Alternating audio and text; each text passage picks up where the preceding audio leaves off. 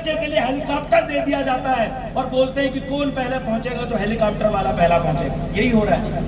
क्या है शिक्षा व्यवस्था मेरे बच्चों की, मेरे समाज के बच्चों की शिक्षा व्यवस्था यह है, पहली से लेकर 12वीं तक वो अंग्रेजी पढ़ता है और 12वीं के बाद जब मैं उससे अंग्रेजी से बात करता हूं तो वो अंग्रेजी नहीं जान पाता। मतलब 12 साल अंग्रेजी पढ़ने के बाद भी बच्चा अंग्रेजी नहीं सीख पा रहा है। ये है मेरी शिक्षा व्यवस्था।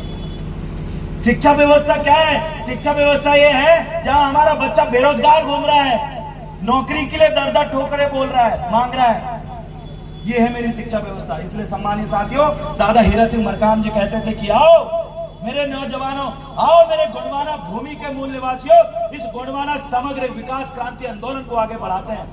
दादा हीरा सिंह मरकाम जी ने कहे थे कि आइए समग्र विकास क्रांति आंदोलन के अंतर्गत अपने स्कूल खोलेंगे, अपने गोंडवाना विद्यालय गोंडवाना स्कूल खोलेंगे और अपने बच्चों को अपने महापुरुषों का इतिहास बताएंगे और उस लेवल की पढ़ाई पढ़ाएंगे जिस पढ़ाई के हकदार हमारे बच्चे हैं। दादा हीरा सिंह मरकाम जी समग्र विकास क्रांति आंदोलन के अंतर्गत कहते थे कि आइए मेरे बच्चों को स्पोर्ट्स में, खेलों में हम तैयार करते हैं। जिन शहर के बच्चों के पास उतनी स्टैमिना नहीं, उतनी ताकत नहीं है, दौड़ नहीं पाते, लेकिन शहर का बच्चा दौड़ के गोल्ड मेडल लेकर जाता है, जबकि उस बच्चे से भी तेज दौड़ने वाला मेरा गांव का बच्चा है, जो खड़ी पहाड़ को बकरी के पीछे, भेड़ बकरी के पीछे, गाय के पीछे खड़ी पहाड़ चढ़ जाएगा दौड़ते दौड़ते। वो अगर गोल्ड मेडल के लिए दौड़ेगा तो उसको सबसे पहले मिलेगा, लेकिन उसको प्लेटफॉर्म नहीं मिला, उसको मौका नहीं मिला। शहर के लोग गोल्ड मेडल ला रहे हैं। जो बच्चा पत्थर मार के जंगली जानवरों की टंगड़ी तोड़ सकता है, उस बच्चे को भाला फेंकाई में गोल्ड मेडल नहीं मिलता। शहर का ऐसे ऐसे लोगों को मिलता है जिनने आज तक मक्खी नहीं मारे होंगे, लेकिन वो भाला फेंक के गोल्ड मेडल लेकर आ रहा है। मेरा समाज का बच्चा दूर है। इतनी ताकत है मेरे समाज की महिलाओं में, बच्चों में, कि वो कई सैकड़ों किलो वजन उठा के फेंक सकती है, लेकिन ये गांव के बच्चों को, इस क्षेत्र के बच्चों को वजन और वेट लिफ्टिंग करने जैसी मौका ही नहीं मिलता। वो शहर के लोग जिनसे एक गुंडी पानी नहीं उठती, वो गोल्ड मेडल ले रहे हैं वेट लिफ्टिंग में और स्पोर्ट्स कोटे से बड़ी बड़ी नौकरियां कर रहे हैं। समग्र विकास क्रांति आंदोलन को समझिए। खेलों के लिए आपको काम करना है, शिक्षा के लिए आपको काम करना है, अपनी संस्कृति और समुदाय के बारे में रिसर्च करने के लिए आपको काम करना है। आपने बदन में जो कपड़े पहने हो, आपके पैरों में जो जूते चप्पल है, आपके हाथों में जो मोबाइल है, उसकी मैन्युफैक्चरिंग यूनिट, उसको बनाने वाले आप बन सकते हो, लेकिन कब? गोंडवाना समग्र विकास क्रांति आंदोलन को समझिए। दादा हीरा सिंह मरकाम जी ने कहे थे कि गोंडवाना समग्र विकास क्रांति आंदोलन सभी क्षेत्रों में आपको आगे बढ़ाएगा, लेकिन मेरे समाज के लोगों ने आज भी उस आंदोलन को समझ के आज भी इम्प्लीमेंट नहीं किया, अमल नहीं किया। आज भी बच्चे बेरोजगार घूम रहे हैं। क्यों नहीं बना सकते? अब ये कलगी यही 400 रुपए की ऑनलाइन बिक रही है, ये ज्वेलरी वो वहां के जैन बनिया जबलपुर के गमछा बना के बेच रहे हैं, आप क्यों नहीं बना सकते? सड़ी सी ज्वेलरी जिसको गले में सरिया बना के पहनते हो, वो आपकी डबल कीमत में मिल रही है, आप क्यों नहीं बना सकते हो? आप सब कुछ बना सकते हो। आपको गोंडवाना समग्र विकास क्रांति आंदोलन को समझना पड़ेगा, आपको जानना पड़ेगा, कॉलेज खोलना पड़ेगा, खेल एकेडमी खोलना पड़ेगा, शैक्षणिक संस्थान खोलना पड़ेगा। इसके साथ साथ सांस्कृतिक विषयों में लेखों को लिखना पड़ेगा। अभी प्रोफेसर मीणा जी आए थे, जितेंद्र मीणा जी, उन्होंने आपके महापुरुष की किताब लिखा, आपके महापुरुषों को उस किताब में डाला और उनके 10,000 कॉपी बिक गई। आप नहीं जानते कि आपके ये बालाघाट के महापुरुषों के बारे में जितने उन्होंने किताबों में लिखा, उससे 2 गुना क्रांतिकारी आपके बालाघाट में। आप भी लिख के आप भी एक बढ़िया लेखक बन सकते हो, लेकिन आप कब लिखोगे? ये है समग्र विकास क्रांति आंदोलन। आपको काम करना पड़ेगा। आपकी पंचायत में दूसरा ठेकेदार आके टेंडर लेके काम कर लेता, आप नहीं कर रहे हो। समग्र विकास क्रांति आंदोलन, बिजनेस की तरफ बढ़ो। समग्र विकास को आपको जानना पड़ेगा, समझना पड़ेगा। ज्यादा लंबा नहीं बोलूंगा। मैं आपसे समाज को कहना चाहूंगा, एक मुर्गा जब पैदा होता है, एक चूजा, तो उसको खाने के लिए पालना है या फिर लड़ाने के लिए पालना है, ये आप तय करते हो। ये तय आपको करना चाहिए। लेकिन क्या होता है, आज हम एक मुर्गा को पालते हैं खाने के लिए और अचानक उसको आप लड़ाओगे तो आपका मुर्गा जीतेगा नहीं, क्योंकि लड़ाने वाले मुर्गे की सुबह शाम ट्रेनिंग करना होता है और खाने वाले मुर्गे को सिर्फ दाना फेंकना पड़ता है। यानी कि मुर्गा को तैयार आप करोगे तो वो लड़ने वाला बनेगा। वैसे ही एक बैल आपके घर एक बच्चा पैदा होता है तो उसको खेत में जोतने और रेस में दौड़ने के लिए अलग से बनाया जाता है। वैसे ही एक घोड़ा होता है, शादी विवाह में नाचने वाला घोड़ा और रेस में दौड़ने वाला घोड़ा, दोनों में अंतर होता है। आप लोग तैयार करते ही नहीं हो। एक कुत्ता बिल्ली मुर्गा को तैयार किया जाता है, लेकिन मेरे समाज के मेरे लोग उन बच्चों को तैयार नहीं कर रहे जिनके हाथ में इस भविष्य की बागडोर है। ये गोंडवाना की बागडोर है। आपके बच्चे नहीं जानते आपके गोत्र के बारे में, आपके बच्चे नहीं जानते आपके समाज के बारे में, आपके बच्चे तैयार ही नहीं है। और आने वाले समय में जो आपके बच्चे तैयार नहीं है, यही 20 साल बाद का गोंडवाना का भविष्य है। और बच्चे तैयार नहीं है तो गोंडवाना का भविष्य तैयार नहीं है। और जब गोंडवाना का भविष्य तैयार नहीं है तो आरएसएस और मनुवादी लोग आपके बच्चों के हॉस्टल में जाते हैं और वहां पर वो और आपके दुश्मनों के इतिहास को पढ़ाते हैं, आपके बाप दादाओं का नहीं। स्कूलों में, अस्पतालों में आप देख लीजिए, आपके समुदाय का ये क्षेत्र है, जितने भी छात्रावास, एक बार चले जाइए, आरएसएस ने आपके आदिवासी बच्चों को आपके खिलाफ लड़ाने के लिए तैयार कर रही है, लेकिन आपको पता ही नहीं है। आप अपने बच्चों के भविष्य का निर्धारण अपने दुश्मनों के हाथ में सौंप के रखे हो और उम्मीद करते हो समाज का विकास हो जाए, शैक्षणिक विकास हो जाए, समाज का आर्थिक विकास हो जाए। कैसे होगा? आप तैयार ही नहीं कर रहे हो। आप वो शादी विवाह में नाचने वाले घोड़े को रेस में दौड़ा रहे हो और वो नाचता है वहां पर, दौड़ता नहीं है, क्योंकि आपने तैयारी नहीं किया। वो मुर्गा जिसको खाने के लिए आपने पाले हो, उस मुर्गे को बोलते चलो मुर्गा लड़ाई में आपको लड़ाएंगे, एक ही झटके में खत्म हो जाता है वो। वैसे आपके बच्चे हैं, नहीं किया आपने तैयार। दादा मरकाम जी शुरुआत से ही कह रहे हैं, गोटुल बनाइए, गोटुल में बच्चों को पारंपरिक, सांस्कृतिक, धार्मिक सब शिक्षा दीजिए। गोटुल आपके बच्चों के भविष्य का और उसके चरित्र का निर्माण करेगा। आप नहीं बना रहे, कहां से आपका समाज का भविष्य बनेगा?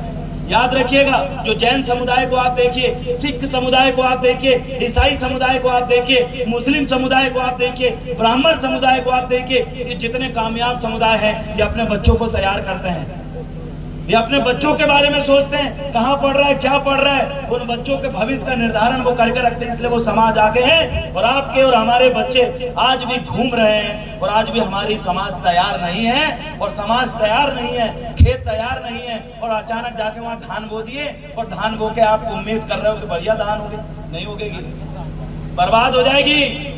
फिर से आप जब तक खेत तैयार नहीं करोगे तब तक आप धान रोपोगे नहीं। और रोप भी दिया आपने एकदम से जाके बंजर जमीन में, तो आपकी धान उगेगी नहीं। वैसे ही आपकी नस्ल और फसल है, ये नस्ल और फसल संरक्षित रखना पड़ता है।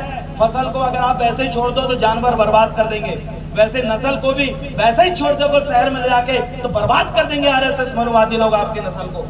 आपको फसल और नस्ल दोनों संरक्षित करने की लड़ाई लड़ना है और नहीं लड़ोगे तो आपका नुकसान है, ये समाज का नुकसान है। ये समाज आगे नहीं बढ़ पाएगी अगर फसल और नस्ल के बारे में नहीं सोचेगी।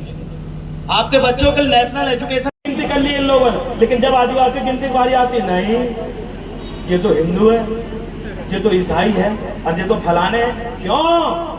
देश आजादी के पहले आपके लिए सारी व्यवस्थाएं थी और देश आजादी के बाद खत्म। मतलब आपके महापुरुषों को जगह नहीं दिए इतिहास में के पन्नों में और किताबी पुस्तकों में, इन महापुरुषों के बारे में नहीं पढ़ा गया। ये किसका षड्यंत्र था? इसलिए दादा हीरा सिंह मरकाम जी कहते थे, चोर चोर मुसेरे भाई, एक थाली के ये चट्टे बट्टे लोग हैं, इन्होंने ही आरएसएस को जन्म दिया है और एक नया पार्टी आई है वो आरएसएस को पाल रही है। इसलिए ऐसे लोगों से सावधान रहिए, ये आपके दुश्मन है। दादा हीरा सिंह मरकाम जी ने पहचान करना सिखाया। दादा हीरा सिंह मरकाम जी ने कहा है कि बेटा शासक बनो, तुम्हारे बाप दादाओं ने राज किए थे, तुम तो खंती खोद रहे हो।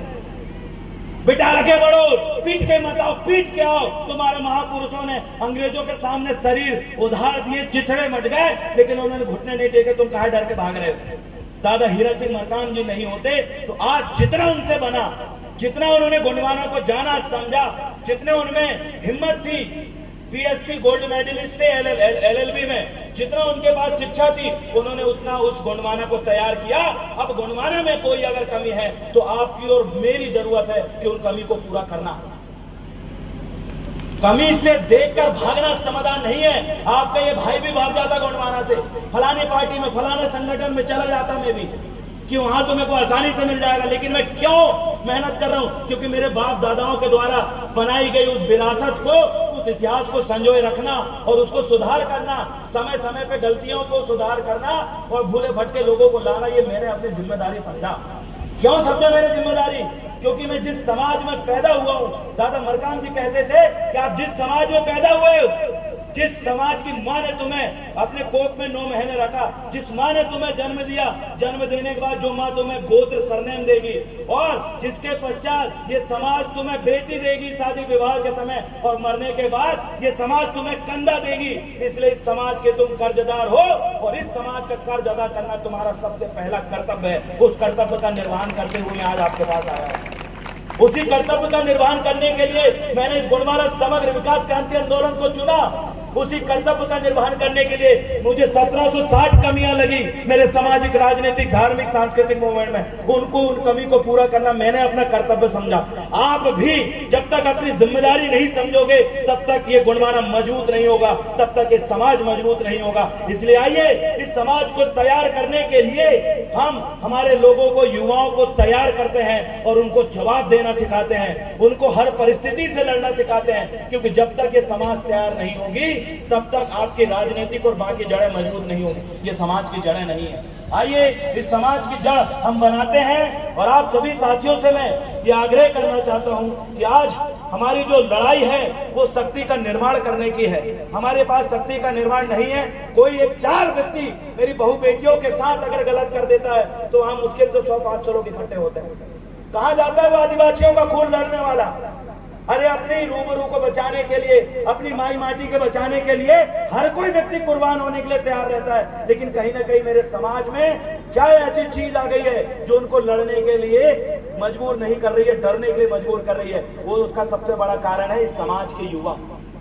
क्रांति ला दी, सत्ता परिवर्तन करने की हिम्मत। और दादा हीरा सिंह मरकाम कहते थे कि युवा की जवान नौजवान साथी वो धारा है, युवा नौजवान साथी वो प्रवाह है, युवा नौजवान साथी वो तूफान है जिसको रोकना चच्चे की बस में नहीं होता। आप में इतनी ताकत है, आप अपनी पहचान को, आप अपनी शक्ति को नहीं पहचान रहे हैं। इसलिए शक्ति का निर्माण करने के लिए जब जब आप आगे आते हो तो लोग आपको कहते हैं राजनीति से दूर रहना।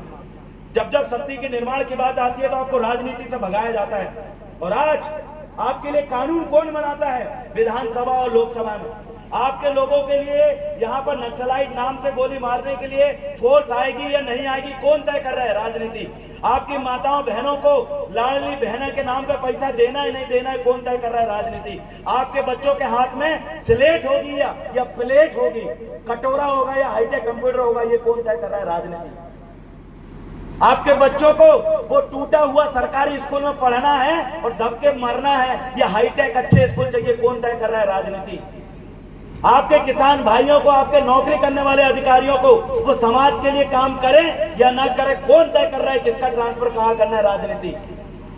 2014 के पहले ये अडानी का नाम हमने नहीं सुना था। आज वो अडानी दुनिया का सबसे अमीर व्यक्ति बन जाता है। किस वजह से? राजनीति की वजह से। आज लोग IAS IPS बन जा रहे हैं बिना एग्जाम दिए। बैकडोर एंट्री हो रही किसकी वजह से? राजनीति की वजह से। आपकी जमीन, आपको पलायन करना, आपको विस्थापन करना, बफर जोन के नाम पे भगाना, खनिज खोदने के नाम पे भगाना, ये कौन तय कर रहा है? राजनीति। याद रखिएगा, आपके बच्चों का भविष्य का निर्धारण अगर कोई करती है तो वो राजनीति करती है। कि आपका बच्चा और गरीबों की तरह छोटे स्कूल में पढ़ेगा या बड़े बड़े प्राइवेट स्कूल में पढ़ेगा, ये शिक्षा का दोहरीकरण कौन करता? राजनीति। कलेक्टर का बच्चा और एक मजदूर का बच्चा क्या बताएगा? देवरावन मलावी क्या बताएंगे? ये लोग 10 गाली देंगे, लेकिन वो मेरा अपना भाई है। वो गाली दे, पीछे से एक लात भी मारेगा, मैं झेलूंगा क्योंकि वो मेरा भाई है, वो मेरी बहन है, वो मेरी माताएं हैं। वो गाली देंगे, हम सहन करेंगे। लेकिन कोई दूसरा व्यक्ति ने अगर चूचा भी किया तो उसको संवैधानिक और गैर संवैधानिक दोनों तरीके से सबक सिखा देंगे। इतनी ताकत हमें है। क्यों? क्योंकि हम लायक है, नालायक नहीं है। हम अपनों से नहीं लड़ते, हम पराए उन दुश्मनों से लड़ते हैं जो हमारे खिलाफ कदम में कदम, हर नए कदम चाल चल रहा है और रणनीति बना रहा है। आप कब पहचानोगे? आज के इस पंडाल के नीचे, इस टाटी घाट में आप सभी जनता जनार्दन से आने बुजुर्गों से मैं निवेदन करना चाहता हूं, चाहे आप आदिवासी हो, ओबीसी हो, एससी हो, याद रखिएगा ओबीसी का मंडल कमीशन आज तक लागू नहीं हुआ। ओबीसी का राजनीतिक आरक्षण आज तक लागू नहीं हुआ। अगर ओबीसी का राजनीतिक आरक्षण होता तो याद रखिएगा हर 100 में 52 कलेक्टर आपके होते। अगर ओबीसी का राजनीतिक आरक्षण अगर होता तो राजनीति में 100 में से 52 विधायक आपके होते। लेकिन यहाँ ओबीसी के भी हक मान लिया गया। यहाँ एससी को तो छुआछूत के नाम पे आज भी डराया जाता है और आदिवासियों को तो चुन चुन के मारा जाता है। ये हो रहा है। आप मूल निवासी समुदाय ये तय करिए कि आपका दोस्त कौन है और आपका दुश्मन कौन है। अगर आप ये तय नहीं करोगे तो आपस में ही लड़ते रहोगे, आपस में ही टांग खड़ी करते रहोगे। अभी हम दोपहर में चर्चा कर रहे थे, मेरे एक दोस्त, एक साथी ने कहा कि हमारे गुणवाने के कुछ लोग आ गए और कुछ लोग चले गए। तो मैं आपसे कहना चाहता हूँ, ये समाज बड़ी है कि नेता बड़ा है? बताइए मुझे। समाज बड़ी है कि नेता बड़ा है? समाज। एक देवरावन चले जाएगा तो 10 देवरावन समाज खड़ी कर सकती है कि नहीं, मुझे बताइए, कर सकती है कि नहीं? तो 10 दरबू दादा खड़े क्यों नहीं किए आप लोगों ने? 10 दरबू सिंह दादा खड़े क्यों नहीं किए? दरबू दादा को ये समाज में बनाई थी, क्या ये समाज 4 और दरबू दादा नहीं बना सकती? अब नहीं बनाओगे, दूसरे बोलेंगे दरबू दादा तुमसे नाराज हो गए, उधर चले गए हैं, तुम्हारे बच्चों में वालों ने सुन रहे हैं। एक दरबू दादा हमने बनाए थे, 4 और दरबू दादा बनाएंगे। आने वाले समय में दरबू दादा फिर से साथ आएंगे और फिर से गोंडवाना झंडा लहराएंगे। ये भी करने की ताकत हम में है, आप में है। ये समाज गंगा है, ये किसी से कमजोर नहीं है। ये समाज मेरे जैसे कई लड़के को तैयार करी है, आगे भी करती रहेगी। लेकिन आपको ये तय करना है कि ये समाज का निर्माण आपको करना है। याद रखिएगा, समाज का निर्माण करने से मतलब है कि समाज को ये पता होना चाहिए दोस्त और दुश्मन कौन है। अब दोस्त और दुश्मन हर चीज में, राजनीतिक संगठन में दोस्त और दुश्मन कौन है, सामाजिक संगठन में दोस्त और दुश्मन कौन है, इतिहासों को बचाने वाला और खत्म करने वाला दोस्त और दुश्मन कौन है, आपके लोगों के क्षेत्र का खनिज संपदा लूटने वाला और संरक्षित करने वाला दोस्त और दुश्मन कौन है, आपके शिक्षा के संस्थानों में, शिक्षा में आपके महापुरुषों का इतिहास डालने वाला और इतिहास को हटाने वाला दोस्त और दुश्मन कौन है। अरे आपके बाप दादाओं ने बसाया हुआ भोपाल शहर, भूपति सल्लाम ने जिस शहर को बसाया, रानी कमलावती का नाम भोजपाल रख रहे हैं। आप पहचानिए, आपके बाप दादाओं के बताए हुए शहर का नाम बदल रहे हैं ये लोग। आप नहीं समझे, आप ही ने बनाए हैं, आप ही ने ऐसे लोगों को उनको सत्ता सौंप दी है, ऐसे लोगों को अपनी भविष्य की बागडोर सौंप दी है जो तुमको कुआं में ढकल के और पत्थर बांध के मारना चाहते हैं। आप अभी भी नहीं समझोगे तो क्या करोगे? पहली चीजें, आज आप शपथ लेके जाएंगे कि दोस्त और दुश्मन की पहचान करेंगे। तैयार हैं आप? तैयार हैं आप? तो समाज तैयार होने की पहली सीढ़ी ये है। दूसरी सीढ़ी समाज तैयार करने की क्या है? समाज में एकता कब आएगी? याद रखिएगा, आपके धान के खेत हमने देखे हैं। धान के खेत को सीधा जाके आप धान रोपते नहीं हो, पहले उस खेत को तैयार करते हो, उसमें पानी की पर्याप्त बंदोबस्त और व्यवस्था करते हो, उसके बाद ही उसमें आप धान रोपने का काम करते हो। जिस तरीके से आपने खेत को तैयार किया, उसके बाद धान रोपा, वैसे ही आपको जैसे खेत को तैयार करने में आपने मेहनत लगाया, वैसे ही समाज को तैयार करने में मेहनत लगाई है। कैसे तैयार करोगे? समाज को विचारवान बनाइए। कैसे विचारवान बनाओगे? उसके संस्कृति के बारे में, इतिहास के बारे में, उसके ऊपर होने वाले आक्रमण, अतिक्रमण, अत्याचार, बलात्कार, आर्थिक, शैक्षणिक सब विषय में चर्चा करिए। जिस दिन आप छोटी छोटी टोली बना के, जैसे अभी यहाँ पर महापंचायत वाले लोग कर रहे थे, वैसे टोली बनाकर गांव ऐसे 20-25 लोगों को तैयार करें जो अलग अलग गांव में एक ही दिन 20-20, 25-25 गांव में चर्चा कर सके। इससे समाज तैयार होगी, विचार आएंगे, सवाल आएंगे। कई लोग बोलेंगे का है रे गोंडवाना का कल्ला ज्यादा हीरा सिंह मरकाम ने वो बोले ही नहीं तो गोंडवाना बर्बाद करे हैं, सवाल करते हैं ना। आपको जवाब पता नहीं है, क्यों? क्योंकि आपकी समाज तैयार नहीं है। जिस दिन समाज तैयार होगी, क्या जवाब देंगे ऐसे लोगों को जो दादा हीरा सिंह मरकाम जी को गाली देते हैं? उनको जवाब देंगे कि अगर दादा हीरा सिंह मरकाम जी नहीं होते तो जो गोंडवाना का पीला गमछा और आप जो पीला गमछा डाल रहे हो, जैसे वो बोल रहे हैं, वो बोल नहीं पाते। दादा हीरा सिंह मरकाम नहीं होते तो आज गोंडवाना के जिन महापुरुषों के आगे ये बड़े बड़ी पार्टी वाले लोग माथा टेक रहे हैं, इससे पहले क्या ये मर गए थे? देश आजादी के समय 1857 में ही महापुरुष खत्म हो गए। देश आजाद और संविधान लागू 1950 के बाद। 1950 के बाद जो सरकार आई वो सरकार कांग्रेस की थी। उनको इन महापुरुषों को किताबों में जगह देना चाहिए था, नहीं दिया। आपकी जनगणना कॉलम जो जिसके धार्मिक रिलीजियस कॉलम आप कहो, पहचान कॉलम कहो, देश आजादी के पहले थी, देश आजादी के बाद हटा दिए। कुत्ता और चलो अभी दीदी ने बोल के गई, मेरा अभी दीदी कि पढ़े लिखे नहीं है ना, फिर भी विद्वान है, तो बताओ भैया पढ़े लिखे वाले तुम्हारे घर में अगर दूसरे धर्म के देवी देवता मिल गए ना, तो फिर समझ जाना तुम कैसे विद्वान हो। समझना पड़ेगा आपको, अपने बाप दादाओं की पहचान करना सीखिए। दूसरे के बाप को अपना बाप बोल देंगे क्या? तो कैसे बोल रहे हो आप? सामने जिस संस्कृति का व्यक्ति आपके खीला मुठुआ के सामने माथा नहीं टेकता और आप उनके देवी देवताओं को घर में घुसाड़ के पूजा कर रहे हो और बोलते हुए पूजा कर रहे हो। अपने बाप दादाओं की पहचान करने नहीं सीखी समाज, और ऐसे संगठन में घुस गए। जैसे अभी सर बोल रहे थे, कुरान सर भी बोल रहे थे हम बनवासी कल्याण आश्रम वाले कॉल गए थे, यहाँ भी बनवासी कल्याण आश्रम है, यहाँ पर भी जो है जो बनवासी नाम से संगठन चलते हैं, आरएसएस के संगठन चलते हैं, यहाँ पर भी भाजपा के कई ऐसे संगठन चल रहे हैं। अरे आप दोस्त और दुश्मन तय करो, पहचानो। आप हमारे लोग पीला गमछा डाल के उन संगठनों में जाके खड़े हो जाते। मुझे बताइए, मैं राजनीतिक व्यक्ति कम, मैं एक सामाजिक व्यक्ति ज्यादा हूं, मैं लड़ता हूं अपने समाज के लिए, 22 से ज्यादा मुकदमे झेल रहा हूं, कई दिन जेल में रहे हैं, लड़े हैं, कई मार कुटाई वाले वीडियो आपने देखे होंगे। हमने अपने और पराये संगठनों की पहचान किया, हमने अपने और पराये पुरखों की पहचान किया, हमने अपने और पराये नेताओं की पहचान किया।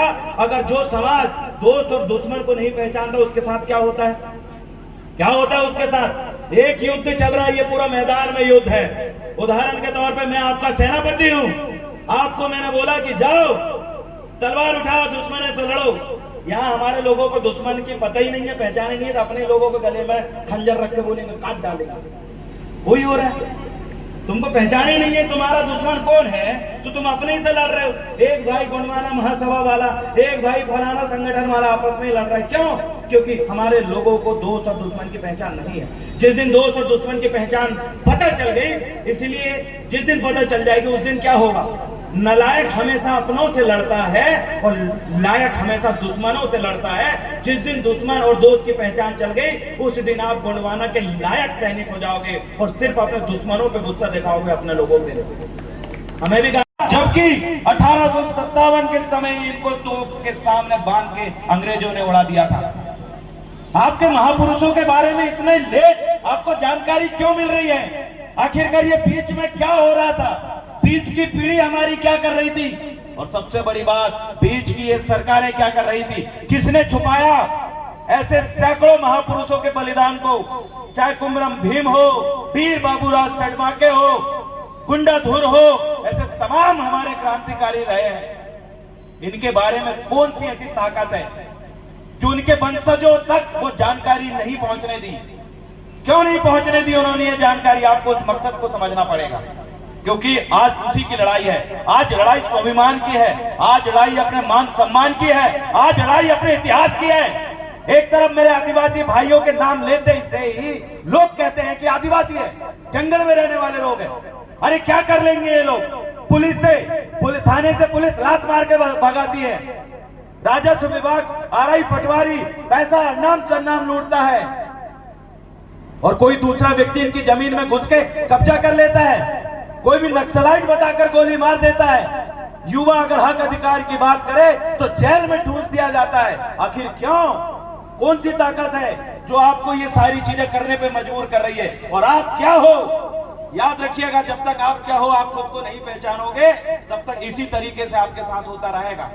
मुझे जब जब ये आदिवासी समाज की तरफ देख के मुझे ये लगता है कि एक भेड़ों के झुंड में एक शेर बैठा हुआ है, और वो शेर जब भेड़ों के साथ लंबे समय तक रहेगा तो वो भी उनकी तरह घास कुतरने लगेगा, कोई उनकी तरह मिमियाने लगेगा।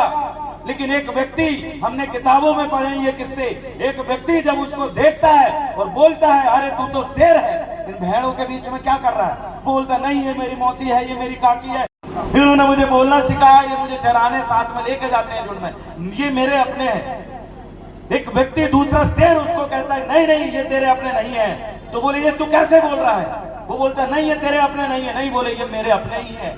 एक शेर जो अपने झुंड से अलग बिछड़ा हुआ था, भेड़ों के बीच में शामिल था, भेड़ बकरियों के जैसे व्यवहार करने लगा। शेर ने उसको कहा कि चल मैं तुझे तेरी ताकत याद दिलाता हूँ, चल मैं तुझे तेरी बखत बताता हूँ, चल मैं तुझे तेरी असलियत क्या है वो बताता हूँ। और उसने कहा तू कुछ ना कर, जैसे मैं धारता हूँ वैसे जहाँ बकरियां तेरे अपने काका मामा बन के जो तुझे घेर के रखे हैं, जो तुझे अपने मार्गदर्शक बन के घेर के रखे हैं, जो तुझे संगठन के नाम पे घेर के रखे हैं, उनके बीच में जा और एक बार धाड़ के देख। अगर वो तेरे अपने होंगे तो रोक जाएंगे, अगर वो भेड़ बकरी होंगे तो भाग जाएंगे। पर हुआ क्या आप सभी जान सकते हैं। जब एक शेर पानी के पास जाता है, भेड़ बकरी जो उसके काका मामा बन के उसको घेर के रखे थे, उसको बोल रहे थे कि तू कुछ नहीं है, तू हमारे जैसे है। जब उन्होंने पानी पिया, उन्होंने भी, बकरियों ने भी, भेड़ बकरियों ने भी पानी पी, और जब शेर धाड़ा तो पूरी बकरी वहां से भग गई, सिर्फ उसका साथी शेर खड़ा हुआ था। ऐसे ही हालात मेरे समाज की है। यही हालात इन आदिवासी समाज की है। अरे आज देश के बड़े बड़े नेता कह रहे हैं आदिवासी तुम इस देश के मालक हो। समझ रहे हैं आप बात? अरे मालक हो कैसे? मोटरसाइकिल आई है, किसने खरीदा है? तुमने खरीदे हो, कब खरीदो, फलाने तारीख को कितने पैसे में खरीदो, फलाने रुपया में, उसके आप मालक हो। जमीन खरीदे आपके बाप दादाओं ने 5 लाख 10 लाख 50 लाख की, वो जमीन के आप मालक हो। आपने एक जमीन में घर बनाया, पैसा लगाया, उस घर के आप मालक हो। वैसे ही इस देश के मालक हो तुम, इस देश के मालक। ये मैं भी नहीं कहता, ये पूरे सुप्रीम कोर्ट भी कह रहा है, दुनियादारी के सब लोग कह रहा है। हमारी गाड़ी के पीछे हम लिख के घूम रहा है आदिवासी रियल ऑनर ऑफ इंडिया, असली मालिक हम इस देश के।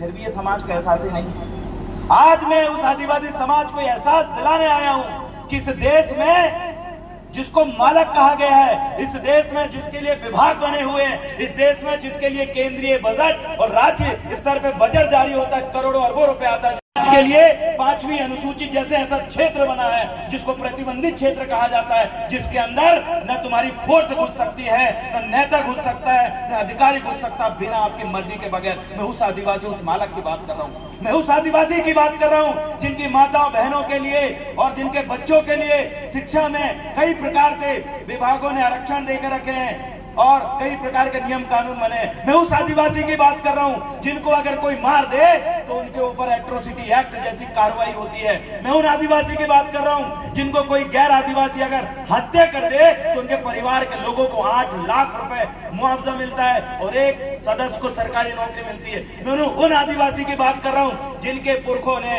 इस देश में 1750 साल राज किया। मैं उन आदिवासी की बात कर रहा हूं। मैं उन आदिवासी की बात कर रहा हूं जिनके पुरखों ने कभी दुश्मनों के सामने घुटने नहीं टेके, लड़ लिए, खून बहा दिए, लेकिन कभी पीछे नहीं हटे। मैं उन आदिवासी की बात कर रहा हूं जिनके पुरखाओं ने इस भूखंड में, इस धरती में, इस भारत गणतंत्र में सोने के सिक्के चलाए हैं। मैं उन आदिवासियों की बात कर रहा हूं जिनके हर जिले में आप जाओ तो किला महल गढ़ी उनकी विरासतें चीख चीख के कह रही है कि तुम इस देश के शासक हो। मैं उन आदिवासियों की बात कर रहा हूं जिन्होंने इस भारत गणतंत्र को बनाने के लिए 258 से ज्यादा रियासतें दिए, उसके बाद ये भारत गणतंत्र बना, ये भारत देश बना। मैं उन आदिवासियों की बात कर रहा हूं। मैं उन आदिवासियों की बात कर रहा हूं जिनके पुरखों ने प्रकृति के ज्ञान से पूरी दुनिया को संदेश दिया। मैं उन आदिवासी की बात कर रहा हूं जिन आदिवासियों की संस्कृति से हिंदू धर्म से लेकर सनातन धर्म से लेकर ईसाई मुस्लिम सभी धर्मों की उत्पत्ति जिन आदिवासियों की संस्कृति से हुई है। मैं उन मूल मालिकों से बात कर रहा हूं।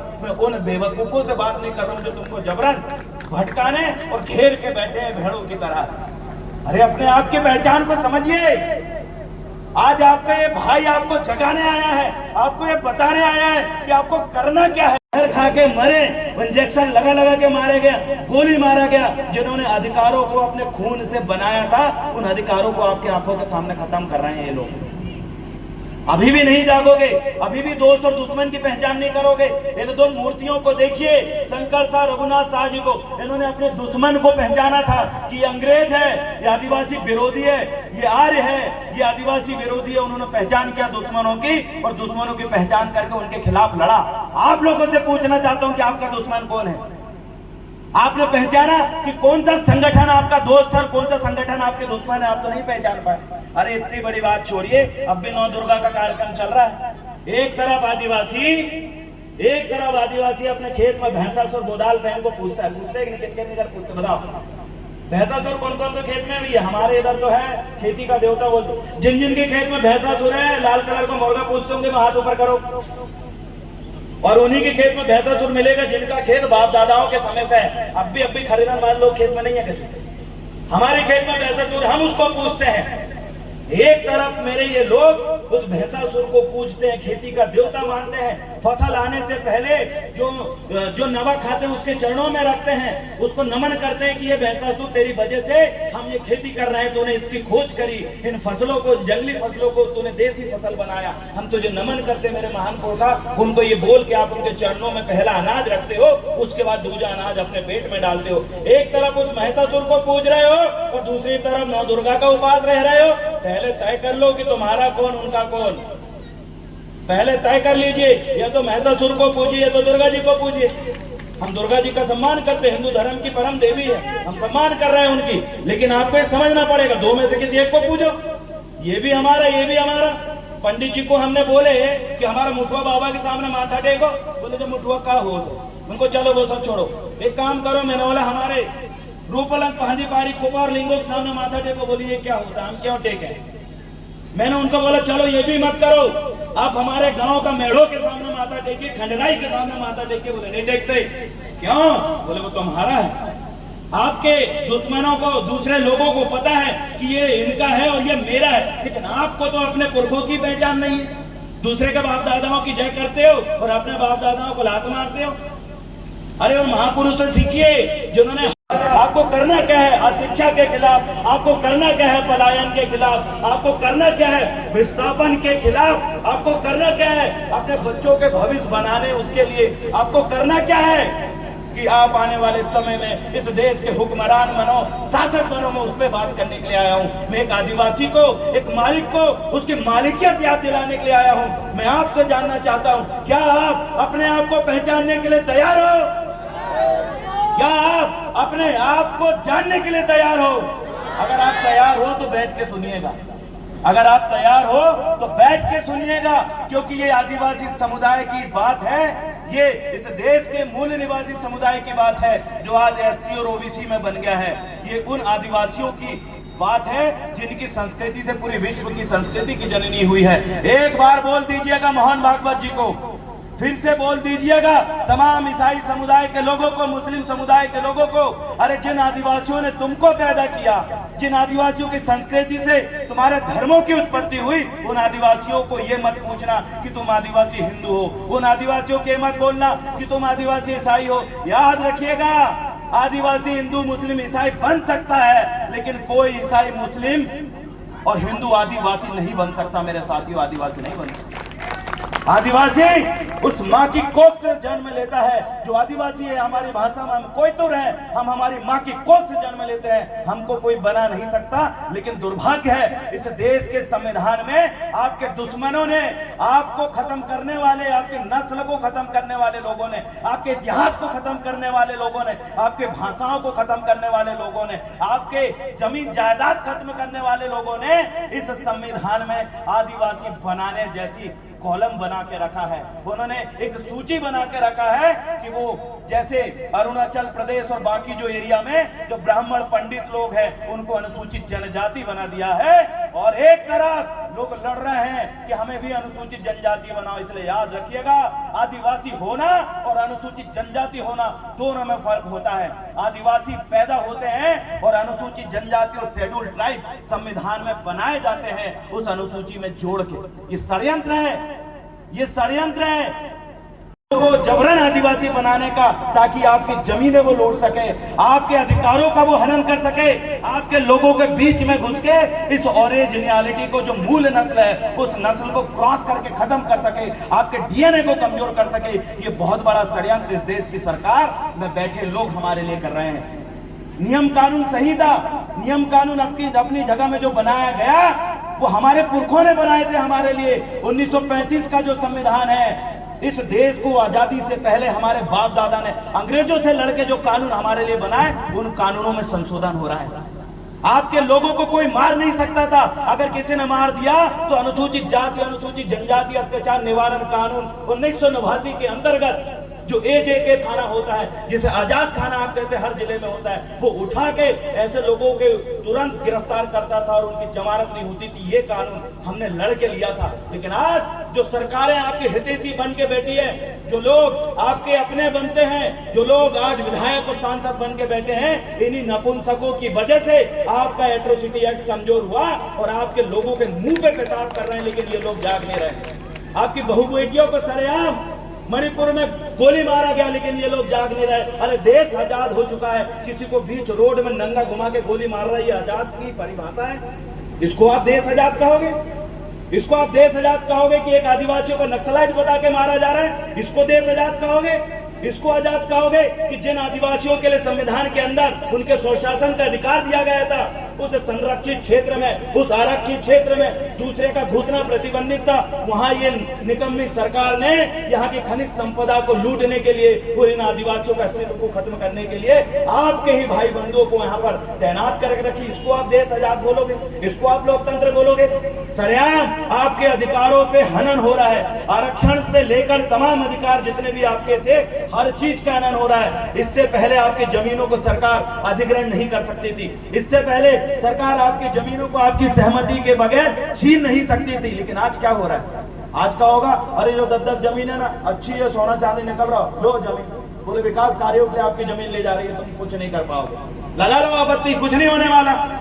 जहां देखो वहां आपके जो अधिकार है, जिसके लिए आपके बाप दादा सुने सुई के भाई, आप लोगों से बात हुई थी और हमारे इस पावन धरा के सभी पैन शक्तियों को सादर नमन करते हुए, सादर सेवा जोहार करते हुए, और हमें इस मंच तक पहुंचाने वाले एक आंदोलन, गोंडवाना समग्र विकास क्रांति आंदोलन के जनक दादा हीरा सिंह मरकाम जी को, दादा मोतीराम कंगाली जी, दादा सुनेर सिंह ताराम जी, और गीत संगीत के माध्यम से तमाम संगीतकार गोंडवाना की स्वर लहरी मेराबी दादा, और हमारे बीच में संगीत के एक और स्वर है दादा भानु रंगीला जी और उनकी पूरी टीम।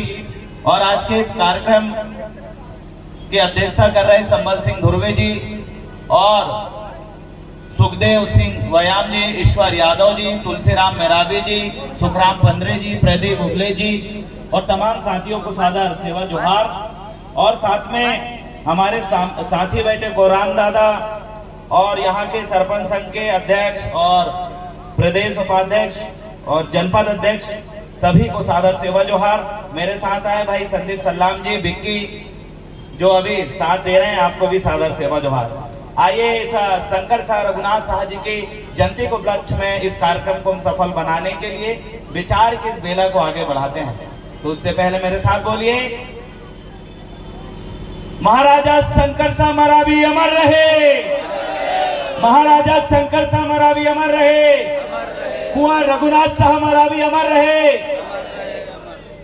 हमारे बावनगढ़ के सभी राजा रानी अमर रहे, हम सबके गोत्र व्यवस्थापक पांदीपारी कुपार लिंगोता, हम सभी के गोत्र व्यवस्थापक पांदीपारी कुपार लिंगोता, हम सबको जन्म देने वाली दाऊदाई शक्तिता, पावनगढ़ की रणचंडीता, हमारे गांव के प्रथम पूज्य